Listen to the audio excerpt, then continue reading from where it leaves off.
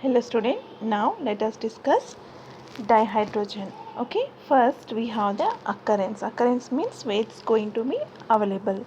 Now if you see, it is the most abundant element in the universe. Okay, it is most abundant in the world in the universe. If you see in according to percentage, how much is present? 70% of the total mass of the universe means in 100% how much it is having the how much 70% hydrogen is present in the what universe. Now if you see we have the planets which are Jupiter and Saturn, okay, consist of mostly hydrogen. Okay, now if you see in the case of earth crust, it is available in a very less amount, that is how much, only 0.1115 percentage. Now let us see the isotopes of hydrogen here. So here we have the three isotopes. If come to see the name of those isotopes, here we have the protium, deuterium and tritium. Okay. Now if see the symbol, you can write the H11, H12, H13. Simply symbol we have the H indicate what? Protium, D indicate deuterium, T indicate capital T indicate tritium. Now if you see the atomic number here, for all these we have the atomic number. Isotopes means what here? Having the same atomic number but masses are different. Those are called as what? Isotopes. So all having the atomic number here 1. Here we have representation, okay? For example, you have element X, in that Z indicate atomic number, A indicate what? Mass. So here isotopes means have what? Here isotopes indicate what? Isotopes what? Having the same atomic number but difference in mass called as what? Isotopes. So all having the same atomic number, that is equal to 1. Now if you see the relative atomic mass, how much here? For protium we have the 1, deuterium we have the 2 and tritium we have the 3. Now density, if you see the relative atomic mass, here already we discussed. Now density, here we have the 0.01, 0.18, 0.27. Now if you see the relative abundance, okay, relative abundance means what? In relatively each one how much is going to available. Now if you see the protium, it is available how much? 99.98 percentage. Okay, this is deuterium only 0.015. Now come to tritium, only 10 to the power of 15, okay, minus 15. That much of less percentage is available. Now if you see the nature here, nature means we are discussing the word radioactive. Radioactive means what? Which is going to emit the alpha beta particles. Those are called as a what? Radioactive elements.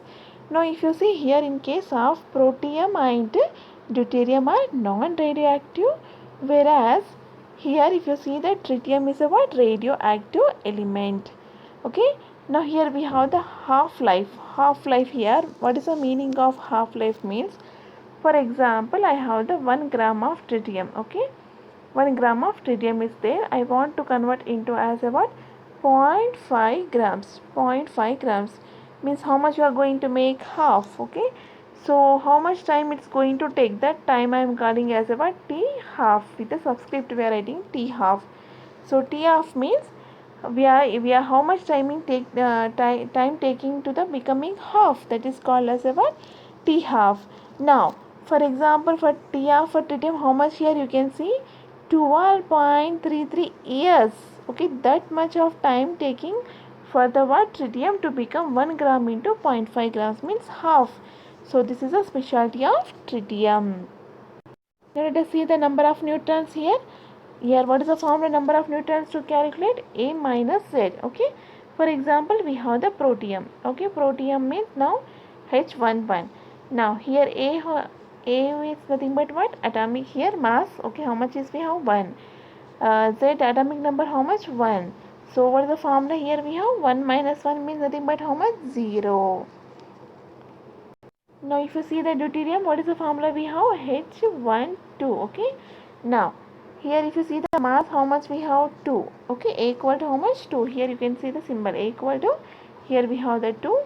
In Z atomic number how much we have? Z equal to 1. Now 2 minus 1 means how much you left here? 1. So number of protons, how many? 1. Like tritium here, 3 minus 1. So how much here we have the number of neutron, how much we have? 2. So this is about the word isotopes of hydrogen. Here, as you know very well, isotopes having the same electronic configuration. Okay, for protium, deuterium and tritium, you are going to write the same electronic configuration. Why? Because means your atomic number Z equal to 1.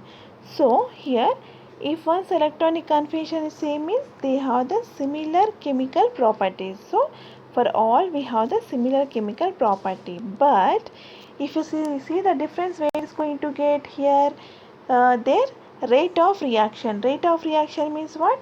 Time taken for a reaction is called as a rate of reaction. Okay, what is okay? Let us see what is the exact meaning of rate of reaction means. For example, I have the protium. Okay, so if for example I have the protium, deuterium and tritium.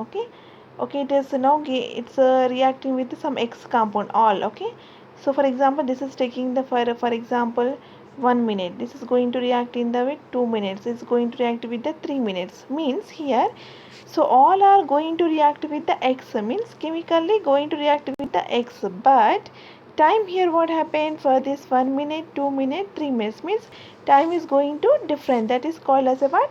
Rate of reaction. So here, so they having the what? Similar chemical property, but the time taken for the reaction is different. Why? Because means difference in the what? Bond dissociation enthalpies are different. Okay, because of that reason they have the similar chemical properties, but rate of reaction is different. Now come to, if you see, the physical properties are different. Why? Because means they have the difference in the what? Masses. They have the difference in the masses, because of that reason they have the different physical properties. Now let us discuss preparation of dihydrogen. Okay, here we have the two methods for the preparation of dihydrogens. Okay, one is laboratory preparation of dihydrogen and another is commercial. Laboratory means what? In the lab you are going to prepare in small amount. Okay, that is called as a what? Laboratory. Commercially means what? Nothing but for the financial purpose or for bulk purpose. Okay, that is called what? Commercial production of dihydrogen. Now let us discuss first one, laboratory preparation of dihydrogen.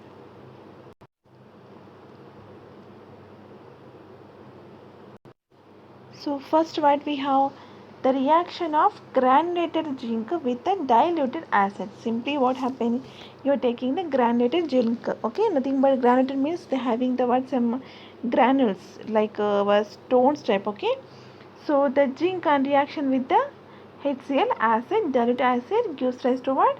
ZnCl2 and hydrogen going to liberated. This is one of the preparation of in the laboratory. Another preparation what we have, and reaction with the alkyl, nothing but what? Base. So again you are taking the zinc and reaction with the sodium hydroxide, now base. So you are going to get the Na2Zn O2, that is called as a sodium zincate, and again now our target is what? Hydrogen going to liberate. These are the two methods for the preparation. In the textbook we have what? In the laboratory preparation. Now commercial production, if you see here, commercial means already we discussed for the bulk amount. Okay, now first one we what we have by the electrolysis of water. Okay, so now what you are going to do, acidified or alkaline water undergo electrolysis using platinum electrode, liberate the hydrogen gas. What is the meaning of means here? So you are taking the water. Okay, here we have the water. In this water you are going to add some acid or base. Here acidified alkaline means what? For this water you are going to add acid or base. Okay, now after that you are going to keep the electrode what? Platinum electrode. So here what happened, because of electrolysis of water, what happened? It is going to liberate the hydrogen, dihydrogen. Let us see the equation now.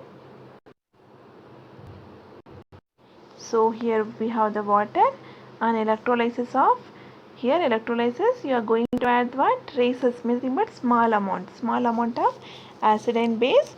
So you are going to get the hydrogen and oxygen. Our target is what? Hydrogen. Okay.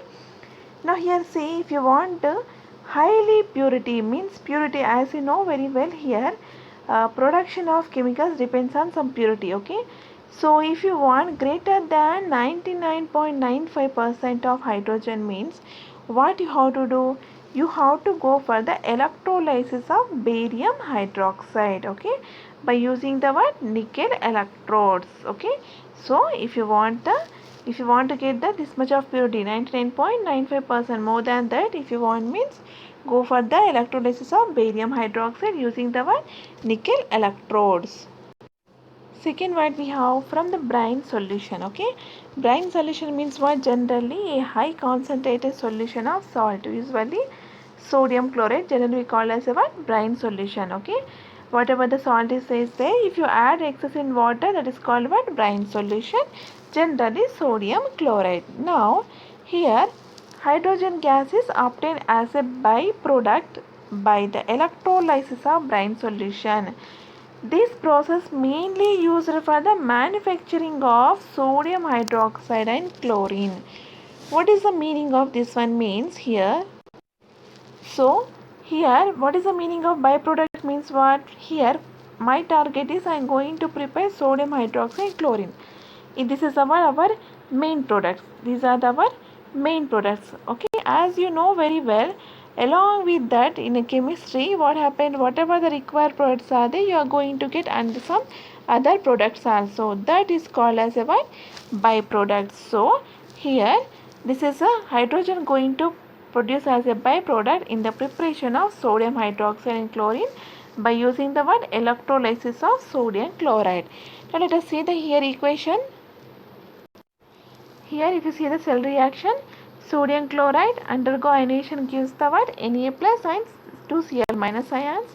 So at anode what happened? Anode having the positive charge. So chlorine is moved towards the positive charge, nothing but anode, and it loses the electrodes and giving the what? Electrons and giving the chlorine. Okay, now chlorine came. Now if you see the cathode means having the negative charge. So negative charge will attract what? Positive sodium ion. So along with the what happened? Here hydrolysis of water also takes place. So water here what happened? H2O in taking the two electrons gives rise to H2O and 2OH minus ions. Okay, this OH minus ion react with this sodium ion gives rise to sodium hydroxide. So here if you see here, our product was sodium hydroxide and what? Chlorine already produced. These are the main products. So in this reaction, our product is what? Here hydrogen is going to produce as a what? Byproduct. So this is another method for preparation of what? Dihydrogen. Next method is what? From hydrocarbons. Means hydrocarbon means what? Having the hydrogen and carbon compound called as a hydrocarbon. So here what happened? When hydrocarbon undergo reaction with the steam at high temperature in presence of catalyst, hydrogen going to liberate. Now if you see here, this is our hydrocarbon. As you know very well, this is a formula of what? Alkane. So this alkane and react with the water, nothing but steam. But here we are taking the what? Water. Now that is in the form of steam, nothing but here what? Water. And reaction with the here catalyst, what you are going to use? Nickel. Okay, so it's going to produce carbon monoxide and hydrogen. Here catalyst is what? Nickel. Now let us see the equation here. So if you see the equation here, what? Methane, nothing but what? Hydrocarbon alkane, and reaction with the water gives rise to carbon monoxide and hydrogen. Here the mixture of carbon monoxide hydrogen is called as a what? Water gas. Very important. So the mixture of carbon monoxide and hydrogen is called as a what? Water gas. Now this water gas, nothing but CO and H2O, H2 also called as a synthetic gas or syngas. Why? Because means it is useful for the synthesis of chemicals like methanol. Okay, so this water gas also have the another name what? Syngas or synthetic gas. Okay, very important. Now another method for preparation of dihydrogen is what? water gas shift reaction. Now what is that means here? The process of producing syngas from coal is called coal gasification. Here we have first gas, what? Coal gasification, nothing but for, as you know very well, coal. Okay, that coal, what you are going to do here? You are going to produce some water. Okay, nothing but some here. The process of producing syngas from coal is called coal gasification. Now, water, nothing but you are going to produce. You are going to send as well in the form of gas. That is what coal gasification. You are going to add the gas. So coal gasification. So now what you are going to get here again? Carbon monoxide, hydrogen, nothing but water gas, syngas. Okay. Now, so here we got the dihydrogen. Now this percentage of, for example, we got here 50%. Okay. Assume 60%. Okay. For example, I got here 60%. I want to increase the percentage around 80% or 80% amount of dihydrogen. So what we are doing here?